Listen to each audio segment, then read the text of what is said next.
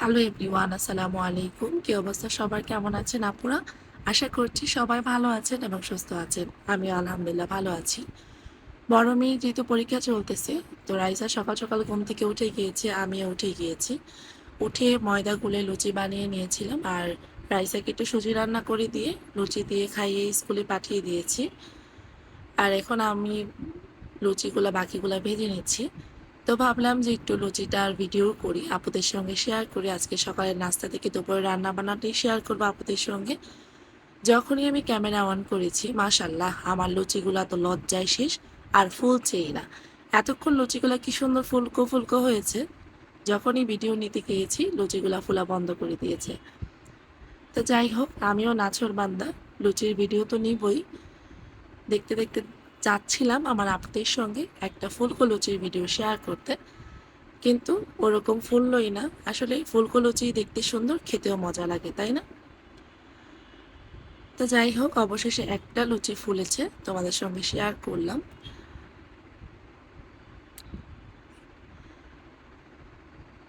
তো যারা যারা এখন ভিডিওটা দেখছো এবং ভিডিওতে একটি লাইক দিতে ভুলে গিয়েছো, সমস্যা নেই, এখনই একটা লাইক দিয়ে দিও।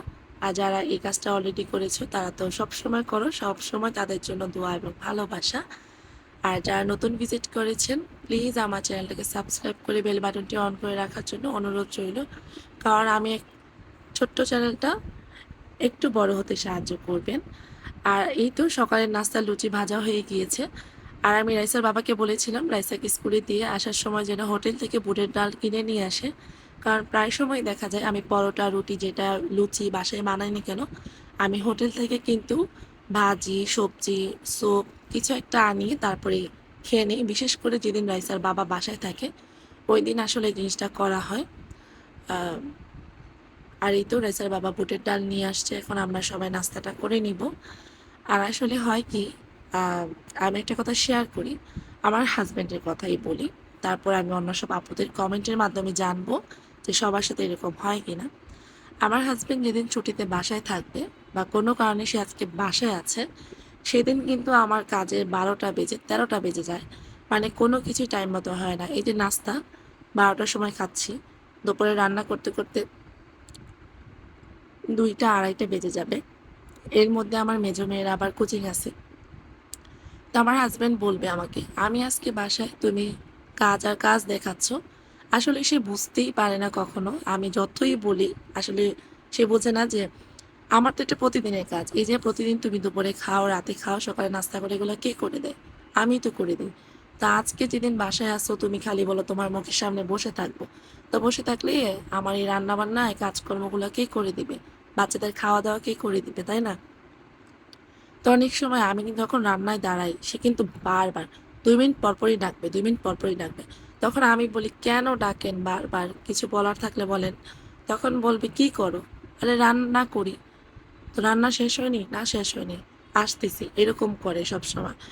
তো আমি অনেক সময় রাগ করে বলি, আপনি তো ফ্যানের নিচে এসির নিচে বসে বসে আমাকে ডাকেন, আমি তো চুলার পাড়ে গরমের মধ্যে রান্না করতেছি। না ডাকলে তাড়াতাড়ি রান্না করে চলে আসবো, ডাকা বন্ধ করো, দেখবা কাজও তাড়াতাড়ি হবে, তোমার সামনে এসে বসতেও পারবো। তখন বলে যে সপ্তাহে একদিন বাসায় থাকি, একটু বাসায় পাশে থাকবা, বসবা, কথা বলবা।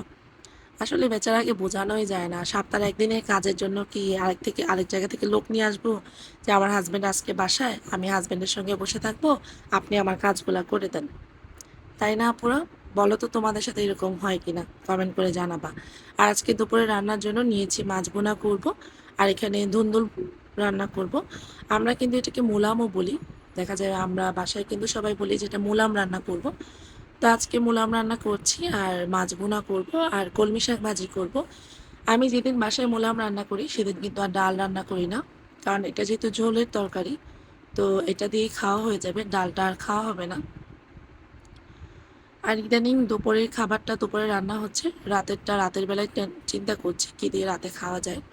গরম যেহেতু পড়েছে, দুপুরবেলা রান্না করে রাখলেও দেখা যায় আহ, অনেকেরই খাবার মন চেঞ্জ হয়, যেটা খাবো না ওটা খাবো। তো এই জন্য আর দুপুরে রান্না করে রাখি না, রাতেরটা রাতেই রান্না করি। আমার হাজব্যান্ড আবার ভুনা জাতীয় খাবারটা অনেক বেশি পছন্দ করে, তো সে মাছ ভুনাটাও খেতে পছন্দ করে, তরকারি দিয়েও খায় খুব কম। আর এই যে মুলামটা আমি অল্প হলুদ মরিচ দিয়ে ভালো করে ভেজে নেব, মানে মাখিয়ে তারপর রান্না করে নেব। আর আজকে খুব সকাল সকাল ঘুম থেকে উঠেই কিন্তু ভয়েসটা দিচ্ছি, যেহেতু মেয়েরা ঘুমাচ্ছে। তো ভাবলাম আজকেই আমার সুযোগ সকালবেলা কাজ করার, কারণ এছাড়া ভয়েস দিতে গেলে আমি 4-5 বার আটকা পড়ে যাই, ভয়েস দিতে পারি না। কিন্তু আজকে আমার সাথে এরকম একটা দুর্ঘটনা ঘটবে আমি ভাবতেও পারিনি। এই যে আমি ভয়েস দিচ্ছি, এটা আমার 4 নাম্বার ভয়েস। আমি 3 বার ভিডিওতে ভয়েস দিয়েছি, 3বারই ভয়েসটা সেভ হয়নি, কি কারণে ডিলিট হয়ে যাচ্ছে আমি বুঝতেছি না। তারপর আবার আবার ভিডিওতে ভয়েস দিলাম। আজকে মানে ভেবেছি বাচ্চাদের থেকে আড়ালে একবারে কাজটা হয়ে যাবে, আসলে কাজটা হয়নি। তো যাই হোক, আমার আপনাদের সঙ্গে দুপুরে রান্না বান্নাটা শেয়ার করতে পারছি, আমার কাছে খুব ভালো লাগছে যে আমার আপুরা এত সুন্দর সুন্দর কমেন্ট করে আমার এই অগুছানো অসুন্দর ভিডিওগুলো দেখে। তো সেসব আপুদেরকে আমি মন থেকে ভালোবাসা জানাই, যারা আমাকে ভালোবেসে আমার ভিডিওটা দেখে কমেন্ট করে। আর যারা ভিডিওটা দেখা শুরু করেন এবং পুরো ভিডিও দেখেন না, প্লিজ একটু দেখে নেবেন। আমার ভিডিওর ওয়াচ টাইম খুবই দুর্বল অবস্থা, মানে যেটা না বললেই না।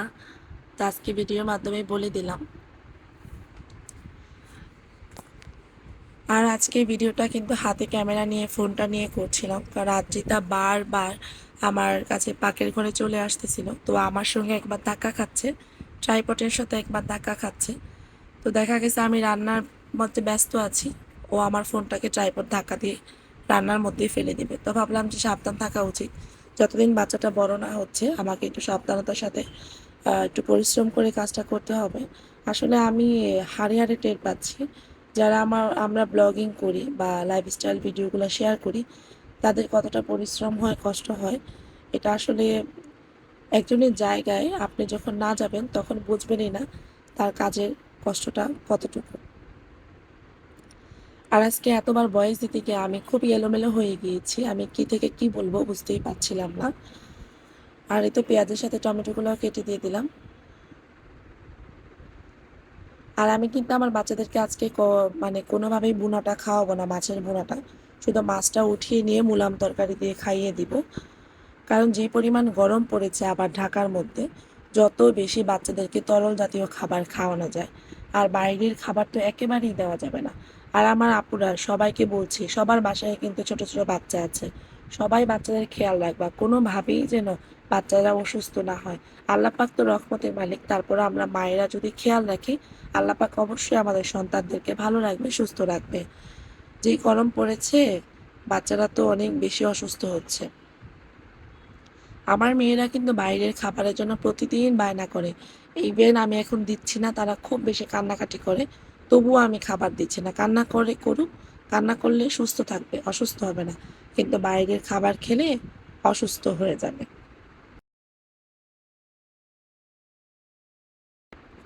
তো যাই হোক, কথা বলতে বলতে রান্নাটাও কিন্তু শেষ হয়ে যাচ্ছে। এরই মধ্যে আপুরা জানো না কতবার যে চুলাটা বন্ধ করে আমি গিয়েছি বলার ভাষা নেই। ওই যে বললাম প্রথমেই, আমার হাজবেন্ড আমাকে বারবার ডাকছে, কি হলো, রান্না হয়নি এখনো, কি করতেছো? এই আর কি, তোমাদের সঙ্গে গল্প করতে পেরে ভালো লাগলো। আর যারা এই পর্যন্ত আমার ভিডিওটা দেখছো বা শুনছো, সবাইকে অনেক অনেক ধন্যবাদ। আমার ভালো ভালো এত সুন্দর সুন্দর আপুরা আমার ভিডিওটা দেখেছো এবং কমেন্ট করেছো। তোমাদের কমেন্ট পেয়েই কিন্তু আমি অনেক বেশি কাজের আগ্রহ পাই। আমি খুব বেশি ভালো ভিডিও তৈরি করতে পারি না, তবে যারা আমাকে এত সুন্দর সুন্দর কমেন্ট করে সাপোর্ট করে এবং উৎসাহ দেয় কাজ করার, এগিয়ে যাওয়ার জন্য, তাদেরকে অনেক অনেক মানে ভালোবাসা, আমি কখনোই তাদেরকে ভুলবো না। আর এই তো কলমি শাকটাও কিন্তু ভাজি করে নিচ্ছি। আর আজকে আমি কেমন যেন এলোমেলো হয়ে গিয়েছি ভয়েস দেওয়ার সময়, জানি না। তবে আমার ভয়েসটা আমার কাছে মোটেও ভালো লাগে না, আমি একদমই পছন্দ করি না আমার নিজের গলাটা, মানে কণ্ঠস্বরটা। তবে আলহামদুলিল্লাহ, আল্লাহ যেটা দিয়েছে আল্লাহর কাছে শুক্রিয়া, ভালো। কিন্তু অনেক সময় দেখা যায় গলাটা বেশিরভাগ সময় বসে যায়। তো যাই হোক, আজকে কথা বলতে বলতে ভিডিও শেষ প্রান্তে চলে এসেছি। সবাই ভালো থাকবে, সবাই সুস্থ থাকবে, সবাই সবার পাশে থাকবে। আজকে এখানেই বিদায় নিচ্ছি। আল্লাহ হাফেজ।